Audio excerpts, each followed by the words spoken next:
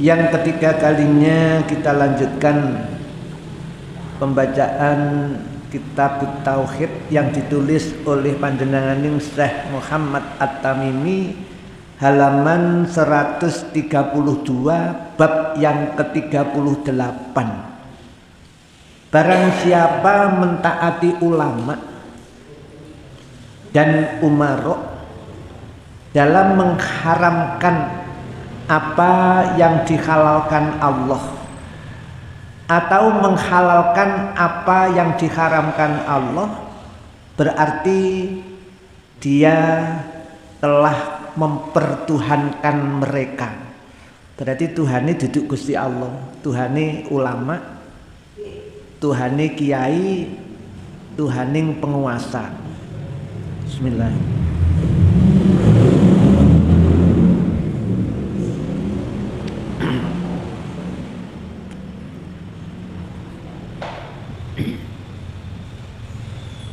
Ibnu Abbas telah berkata, yusiku antanzila alaikum hijaratan minas samai. Aqulu qala Rasulullah sallallahu alaihi wasallam taquluna qala Abu Bakrin wa Umaru. Aku khawatir bila kalian ditimpa hujan batu dari langit. Aku menuturkan Rasulullah sallallahu alaihi wasallam telah bersabda, tetapi kalian malah mengatakan kata Abu Bakar dan Umar. Itu ya. Di penyebab musibah atau bencana yaitu Allah mengatakan A, Rasulullah mencontohkan A. Tapi ternyata memenangkan atau mengutamakan apa yang dikatakan Abu Bakar,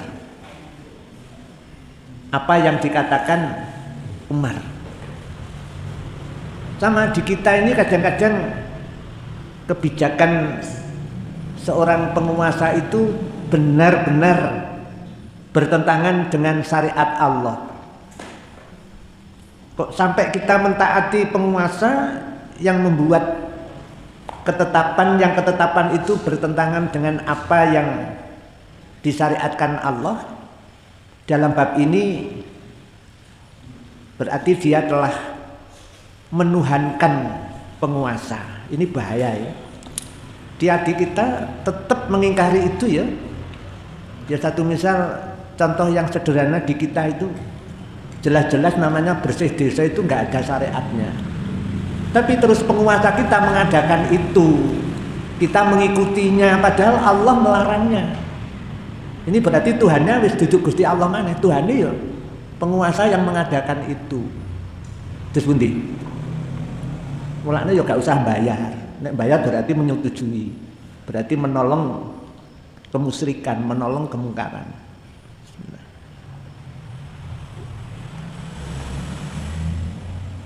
Ngapunten niku rada telat kula.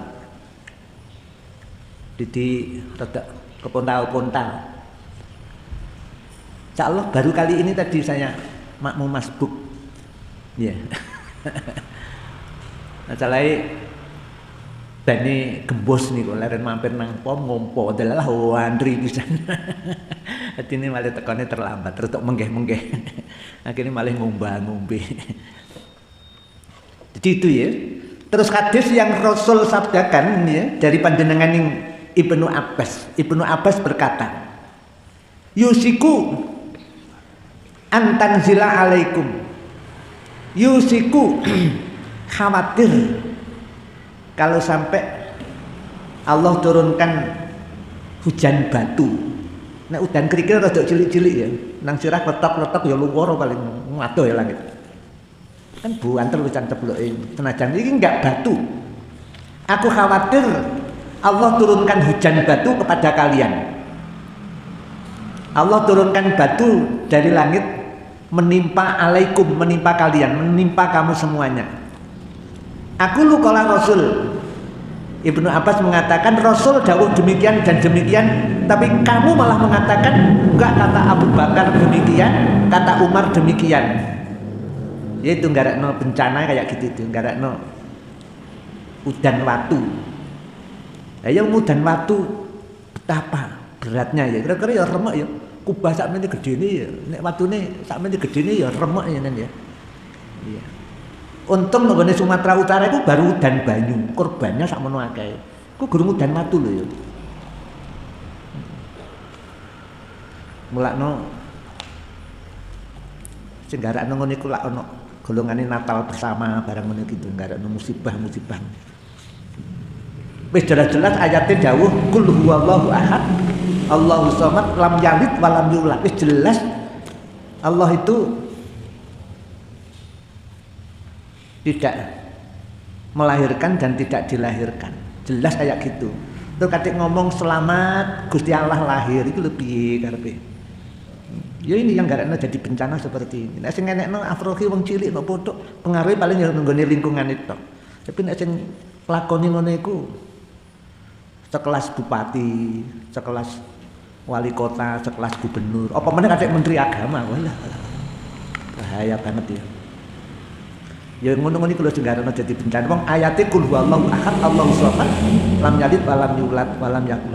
Nek sing ngalahno iku ulama, kiai, para ustadz, para masajih, para umara yang menghalalkan itu padahal Allah mengatakan lam yalid wa lam yulad. Kok dadak ngomongke ya iso ya nek wong pinter melintir-melintir ayat kan iso ae. Iya, pemenang ahli tafsir. Tafsir pertama di Indonesia. Ngomongno tapi dalile gak cocok dicocok-cocoknya nek sing ngomong kono ya akeh wong ngandel. Ya. Yang itu loh sumber bencana kalau melihat dalil ini yaitu bahaya ya. Monggo dibaca terjemahnya. Tadi sudah saya baca dawuhnya Ibnu Abbas. Monggo terjemah. Aku khawatir bila kalian ditimpa hujan batu dari langit. Aku menuturkan Rasulullah Shallallahu Alaihi Wasallam telah bersabda. Tetapi kalian malah mengatakan kata Abu Bakar dan Umar. Iya, nggak boleh ya. Nek wis nabi itu harga mati. Nek wis ayate iku dawuh ngono, jangan sampai selain Allah katik sebaliknya. Nek Rasul wis mengatakan seperti itu, jangan sampai kita membantah dawuhnya Rasul kata Abu Bakar dan Umar seperti ini. Bahaya ya. Itu bencananya nggak main-main dong. Ibnu Abbas mengatakan aku khawatir kalau sampai terjadi hujan batu.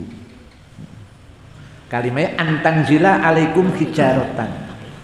Mudah-mudahan ini kita senantiasa selalu mengutamakan apa yang difirmankan Allah, apa yang dicontohkan Rasul. Kalau Rasul mencontohkan A, ya kita melakukan A.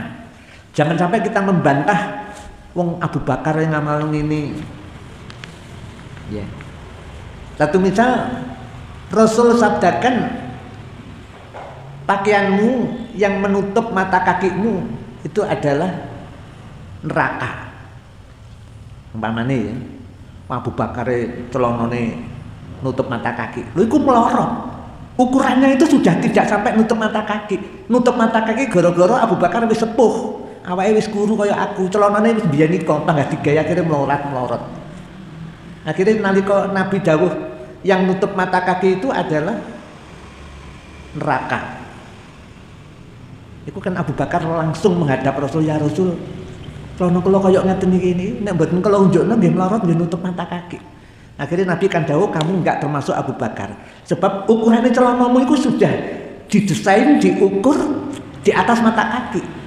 Jadi ikut nutup nanti gara-gara melorot terus kok unjuk ke mana, maka itu bukan termasuk sombong. Nanti sepanjang ukurannya nutup mata kaki, ya itu sombong umpamanya seperti itu ya. Walaupun ini masih banyak perselisihan ya urusannya nutup mata kaki iki. Mulakno umpama iku tinggi dibenturno nanggone dawe Nabi mengatakan neraka, Abu Bakar nutup mata kaki. Tapi ternyata setelah menghadap Rasul, kamu tidak termasuk yang neraka Abu Bakar karena ukuran celonomu itu sudah di atas mata kaki. Mulane Umar bin Khattab nek ana anak-anak muda ketemu dalan katik mata kaki celonone kedawan, langsung sama Umar kan diblekrek Jukono Gladi dipotong dalam meniku langsung. Satu misal itu membenturkan pakaiannya Abu Bakar dan apa yang didhawuhkan Nabi itu nggak boleh ya. Itu kata Ibnu Abbas mengkhawatirkan kalau Allah turunkan bencana hujan batu dari langit. Wong jamannya ke udan watu dan banjir kayak ngono. Sumatera Utara, Sumatera Barat. Mari ngono cek benahi burung mari udan maneh ana banjir susulan maneh bencana lagi. Jadi bencana silih berganti. Ini kalau dilihat dari apa yang didhawuhkan Ibnu Abbas ini kan karena ulah manusia ya, karena ulah manusia. Makanya kita berusaha mudah-mudahan apa yang difirmankan Allah itulah yang menjadi pedoman kita. Apa yang dicontohkan Rasulullah itulah memang uswah hasanah kita. Jangan sampai dibenturkan. Nek wis qala Allah Ta'ala kita tidak ada kesempatan untuk membantah walaupun hanya satu kata, enggak bisa. Kita hanya cukup sami'na wa atona. Kejaba nek afrokin nerangno salah. Jadi keterangannya yang kamu bantah bukan ayatnya. Ayatnya ini sudah harga mati ya enggak bisa dibantah sama sekali. Sama dengan hadis, enggak bisa. Dari sekolah Rasul enggak ada peluang kita membantah, enggak bisa. Walaupun dengan alasan dawuhnya Abu Bakar, dawuhnya Utsman, dawuhnya Umar, dawuhnya Ali sekalipun tidak bisa. Ini nek wis dawuh Nabi, contoh tokoh Nabi yaitu. Maka Ibnu Abbas mengatakan yusiku antanzila alikum hijaratan minas samai. Sangat dikhawatirkan kalau sampai membantah apa yang dicontohkan Nabi, apa yang difirmankan Allah, hujan batu. Allah turunkan hujan batu dari langit. Lanjut. Imam Ahmad bin Hanbal mengatakan, aku merasa heran dengan orang-orang yang tahu tentang isnad hadis dan kesohihannya, tapi mereka menjadikan pendapat Sufyan Ats-Tsauri sebagai acuannya. Iya. Padahal Allah Subhanahu wa taala telah berfirman. Nah, kayak gitu itu ya. Jadi Imam Ahmad bin Hanbal heran. Wis eruh jelas hadis iki sanadnya sahih, rawinya sahih, matannya sahih. Ya, eruh padahal. Tapi kok malah dibenturno nang gone Imam madhab jenenge Sufyan Ats-Tsauri, mungkin Imam Asy-Syafi'i, mungkin Imam Malik, mungkin enggak bisa ya. Kalau sudah hadis Rasul, kalau itu sudah sahih, itu sudah harga mati. Tidak bisa dibenturkan dengan ini tadi. Dawuhnya Ats-Tsauri, Sufyan Ats-Tsauri tadi enggak bisa ya. Jadi acuannya tetap dawuhnya Nabi itu ya. Itu memang harga mati ya, enggak bisa diutik-utik lagi sudah.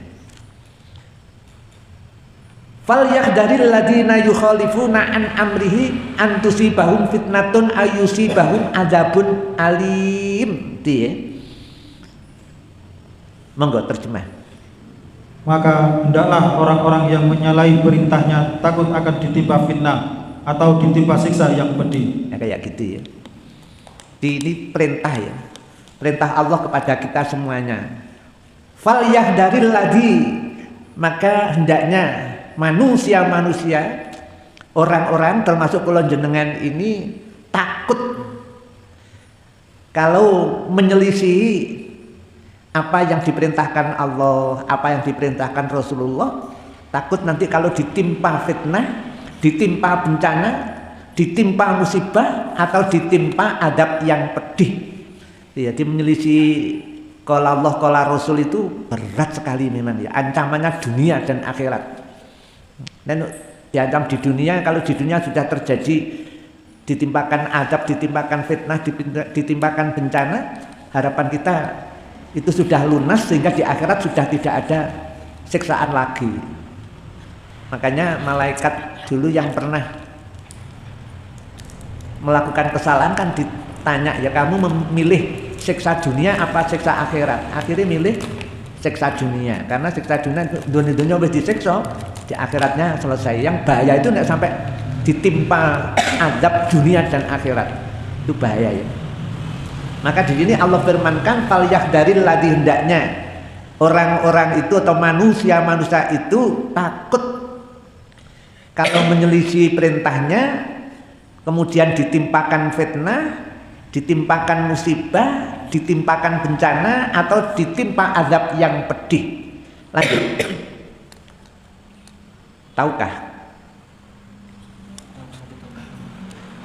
Tahukah kamu apakah pengertian fitnah di sini? Yaitu syirik. Bisa jadi apabila dia menolak sabda beliau, akan terjadi dalam hatinya suatu kesesatan, sehingga celakalah dia. Di awalnya kayak gitu ya, awalnya ya dosanya gak gede-gede nemen itu ya. Tapi ditimpa fitnah itu memang maksudnya adalah terperosok di dalam kesyirikan. Ya akhirnya asalnya itu delok jane apa to? Terus desa dilakoni apa to kepengin delok. Terus sing donekno ya apa to? Terus ngrungokke. Jane karepe mikir ngrungokke to. Derek Kasumarapono bilih menika sekul suci ulam sari kagem caos dahar ring danyang kang bau reksa desa Wonosalam. Moro-moro nggih piye karepe? Mestine ya mboten.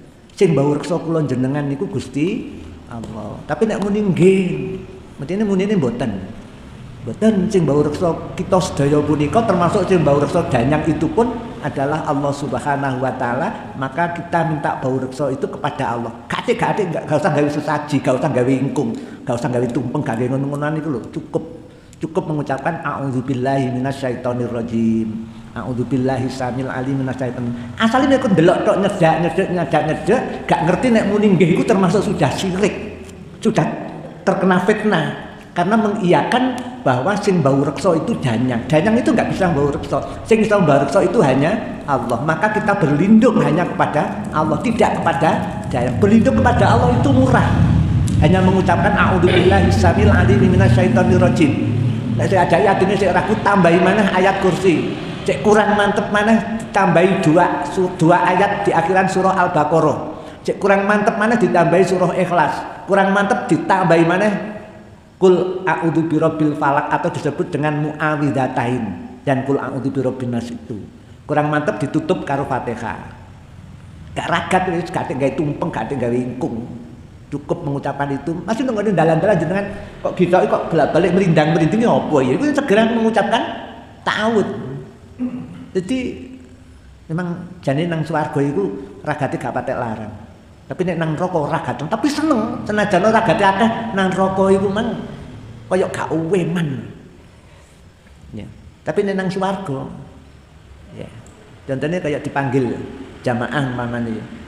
Nek bondo mlaku nang gone masjid terus melok jamaah, pahalane luar biasa. Sampai orang tua kita di alam kubur sana itu pun mendapat aliran pahala kita dalam rangka kita menuju masjid untuk sholat berjamaah. Senajan zaman gak ngomong khususon ila ruhi abi wa ummi, tak khususno kanggo bapakku lan ibuku al-fatihah. Gak maca ngono jenengan nang masjid terus sholat sunnah qobliyah di dalamnya sudah ada Fatihahnya, itu otomatis orang tua kita mendapatkan aliran pahala jariyahnya karena kedua orang tua pernah merawat kita. Jadi merawatnya itu terus mendapat aliran pahala. Atau pernah membantu siapapun kemudian orang-orang yang kita bantu itu mengamalkan kebaikan, kita pernah punya jasa, maka kita mendapatkan jariah dari situ. Kakek-kakek ragate. Timbangane sampean beli sapi kayak ngono-ngono iku umpamane nek ana bangunan masjid gerung mari bikin utungna bangun masjid bae. Setiap kali masjid dingge kajian, dingge jamaah, dingge ngaji, dingge maca Quran, dingge zikir, dingge iktikaf, orang yang amal jariah mendapat aliran pahala. Ya. Gimana? Itu sudah otomatis ya, karena itu amalnya. Lanjut. Diriwayatkan dari Adi bin Hatim bahwa ia mendengar Nabi Shallallahu Alaihi Wasallam membaca firman Allah Subhanahu Wa Taala. Attakhadhu bacanya kasroh itu ya, ittakhadhu ahbarahum wa ruhbanahum arbabam min dunillah. Ittakhadhu ahbarahum wa ruhbanahum arbabam min dunillah. Monggo terjemah. Mereka menjadikan orang-orang alim dan rahib-rahib mereka sebagai tuhan-tuhan selain Allah. Itu ya. Jika habis mentaati umaroknya padahal umaroknya melakukan kesalahan, atau mengikuti ulamanya padahal ulamanya itu melakukan kebid'ahan. Wis pokok apa jari kiai umpamane. Mulane nek manut kiai mesti salah. Nek manut nabi mesti bener. Gitu ya. Yaitu. Makanya dalam firman Allah ini sangat jelas sekali ya kalimatnya ittakhadhu ahbarahum wa ruhbanahum arbabam min dunillah. Itu ya. Mereka menjadikan orang-orang alim mereka atau rohib rohib mereka atau pendeta-pendeta mereka. Dijadikan apa? Dijadikan Tuhan, dijadikan tandingan-tandingan, dijadikan sesembahan-sesembahan selain Allah. Nggak sadar kan? Apa masalahnya? Karena seorang kiai mengamalkan sesuatu amalan yang Rasul tidak mencontohkan. Tapi kok manut berarti sudah menuhankan kiainya. Kalau ngaji itu penting ya. Nggak bisa kok diwakilkan. Aku wakil anakku yang ini, anggitmu tahlilan tak wakil anak itu. Mulai soleh berkat nggak bisa ngaji itu ya kudu berangkat itu karena kita butuh amal ibadah itu butuh dalil. Tanpa adanya dalil, ya amal kita nggak akan diterima ya sama Allah. Karena syaratnya amal ibadah diterima Allah kan hanya dua ini. Satu ini mencontoh Rasul. Ini kalau nggak ngaji kan nggak tahu. Nek ngaji tahu. Yang kedua harus ikhlas hanya karena Allah. Hanya dua ini syaratnya. Kalau hanya ikhlas tok tapi tidak mencontoh Nabi ya nggak diterima. Ya, nggak diterima. Makanya harus mencontoh Nabi. Kok sampai tidak mencontoh Nabi, berarti itu sudah membuat tandingan-tandingan sing dinuti gimana ya? Itu mesti jadi arbab, jadi angdat. Jadi ayat ini ada tiga ya. Satu akhbarohum, yang kedua ruhbanahum, yang ketiga arbaban min dunillah. Sampai mengikuti para ulamanya, para rahibnya, itu berarti wis arbaban min dunillah, sudah mengangkat Tuhan yang selain Allah. Kan bahaya banget ya. Nanti di rumah jenengan cek lagi surah At-Taubah ayat 31 ya. Kalau yang punya tafsirnya Ibnu Katsir nanti jenengan buka lagi. Ya, di sini aku seneng sing wis dadi ngene iki ya. Awake dhewe gak ndek nyusun, sekarek maca, ibarate wong nang warung iku wis gak kathik masak, wis dadi masakan garek menikmati tok, garek blang-bleng. Di alhamdulillah ya, tadi pertama dawuhnya Ibnu Abbas, yang kedua surah An-Nur ayat 63, yang ketiga ini tadi adalah surah At-Taubah ayat 31, bunyinya ittakhadhu ahbarohum. Mereka menjadikan para ulamanya, para alimnya, para kiainya, para ustadznya, para syekhnya, dan para pendetanya, para rahibnya sebagai arbaban, didadekno rob, didadekno sesembahan yang selain Allah. Musyrik kan? Yaitu yang dikatakan fitnah tadi. Jadi nggak sadar ya. Hanya opo jari kiai, opo jari syekh, itu sudah bahaya ya. Wis opo jari Pak Lurah, padahal Pak Lurah ngenekno kegiatan yang bertentangan dengan sunnah. Pak Lurah ngenekno kegiatan yang bertentangan dengan Al-Quran. Itu berarti sudah menjadikan Pak Lurah sebagai sesembahan yang selain Allah. Arbaban min dunillah. Lanjut. Tutur Adi kemudian, maka aku berkata kepada beliau, sungguh kami tidaklah menyembah mereka. Beliau bertanya, alaisa yuharrimu nama akhalallahu fatuharrimunahu wa yuhillu nama haramallahu fatuhillunahu. Fakultu bala qala fatilka ibadatuhum. Terjemah, bukankah mereka itu mengharamkan apa yang telah dihalalkan Allah, lalu kalian pun mengharamkannya? Dan bukankah mereka itu menghalalkan apa yang telah diharamkan Allah, lalu kalian pun menghalalkannya? Aku menjawab, iya. Maka beliau bersabda, itulah bentuk ibadah penyembahan kepada mereka. Musyrik kan? Jadi bentuk penyembahan yaitu apa? Bentuk penyembahan kepada yang selain Allah. Bentuk kemusyrikannya di mana? Allah menghalalkan, tapi ulama mereka mengharamkan. Pejabat mereka mengharamkan, padahal Allah menghalalkan. Atau Allah mengharamkan, tapi mereka malah menghalalkan. Itulah bentuk-bentuk peribadatan kepada mereka, bentuk-bentuk ibadah kepada yang selain Allah. Itu. Jadi makanya kalau kita ngomong halal, ngomong haram, ya harus pakai ayat. Ngomong halal, ngomong haram, ya pakai hadis. Nek mocong ini aman. Tapi nek pidato sampai nguruh, gak ngomong no ayat, gak ngomong, itu juga kena dinut. Masalahnya ngomong halal, ngomong haram itu wilayahnya, kekuasaannya Allah. Gimana? Makanya di sini tadi dijelaskan ada sahabat namanya Adi. Nek cara Jawa Adi. Adi ngomongnya piye?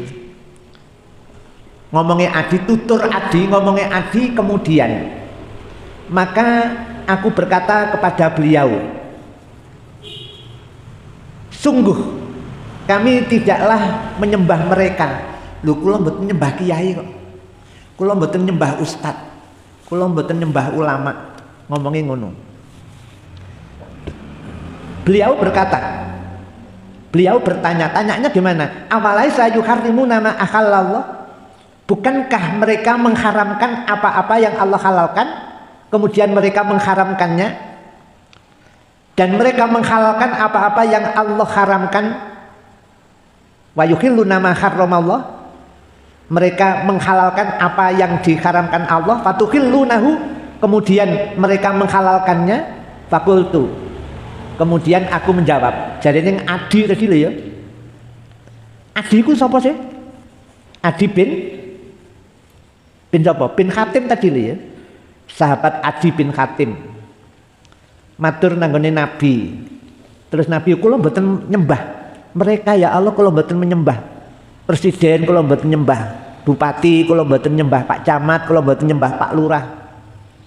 Mboten, kula tetep menyembah Allah. Masih wong Natalan apa yo? Jenengan kandhani kon iku berarti menyembah kepada selain Allah. Panggah gak, aku panggah nyembah Allah, aku panggah salat. Gitu. Kemudian Rasul tanyakan, awalnya sayuharrimuna ma ahallallahu fatuharrimuna wa yuhilluna ma harramallahu fatuhilluna. Fakultu bala nggih. Kula namun mengikuti mereka. Mereka menghalalkan apa yang Allah haramkan, kula melok. Mereka menghalalkan apa yang Allah haramkan, ya udah aku ikut.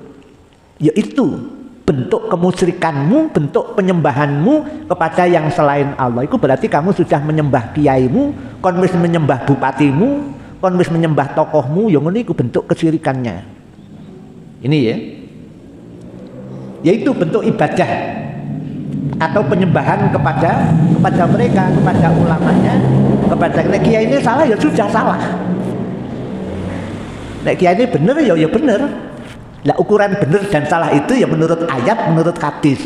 Kita tahu kalau dia itu salah ya karena kita tahunya dari hadis, kita tahunya dari ayat. Makanya ngaji seperti ini penting sekali. Biar kita itu nggak gampang keblondrok. Apa keblondrok ya? Terperosok. Ya. Di kalimatnya jelas sekali.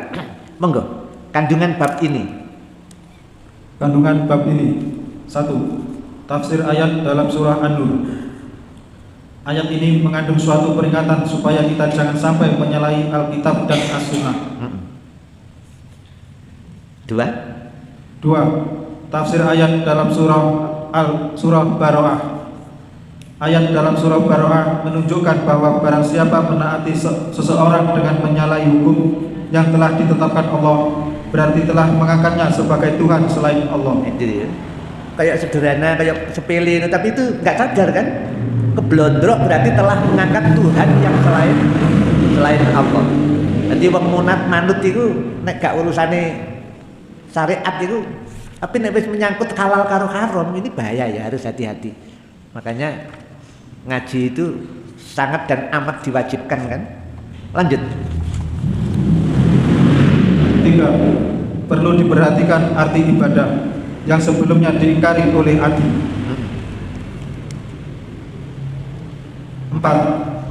Contoh kasus yang dikemukakan Ibnu Abbas dengan menyebut Abu Bakar dan Umar, dan yang dikemukakan oleh Imam Ahmad bin Hanbal dengan menyebut Sufyan. 5. Hal tersebut telah berkembang sedemikian rupa sehingga terjadi pada kebanyakan orang penyembahan orang-orang soleh. Kayak gitu kan? Yang dianggap sebagai amal afdol dan dipercayai sebagai wali, yang dapat mendatangkan suatu manfaat atau menjauhkan bencana, serta penyembahan orang-orang alim melalui ilmu pengetahuan dan fikih, dengan diikuti apa saja yang mereka katakan, baik sesuai dengan firman Allah dan sabda Rasulnya atau tidak. Hal ini pun kemudian berkembang lebih parah lagi, sehingga disebab pula orang-orang yang tidak soleh dengan dipercayai sebagai wali meski perbuatannya melanggar perintah Allah dan Rasulnya, dan disembah juga orang-orang bodoh yang tidak berilmu dengan dipatuhi saja pendapatnya, bahkan bid'ah dan syirik yang mereka lakukan juga diikuti. Oh, ini sudah. Gimana? Ditutup apa dilanjut ini? Sudah adzan? Gimana? Ya, ini tadi yang terakhir jelas ya. Orang kalau tanpa ilmu maka hanya mengikuti ulama, mengikuti kiai, akhirnya kalau sampai kiainya melakukan amalan ibadah yang tidak sesuai dengan Quran dan As-Sunnah, kita nggak tahu, akhirnya terperosok. Terperosoknya itu tidak hanya sekedar mengamalkan kebid'ahan saja, tapi sudah terperosok dalam kesyirikan. Ini tadi ya. Karena berarti sudah mengangkat kiainya sebagai Tuhan. Karena yang diamalkan itu bid'ah, tapi kiai ngomongin sunnah, padahal Nabi nggak pernah mencontohkan. Itu ada kesyirikan karena ketaatan kepada kiai mengamalkan bid'ah tadi dianggap sunnah, itu kesyirikannya di situ. Gimana? Sudah bisa dipahami? Kalau sudah ya kita tutup dengan doa kafaratul majelis. Subhanakallahumma bihamdika asyhadu alla ilaha illa anta astaghfiruka wa atubu ilaik. Mohon maaf. Assalamualaikum warahmatullahi wabarakatuh.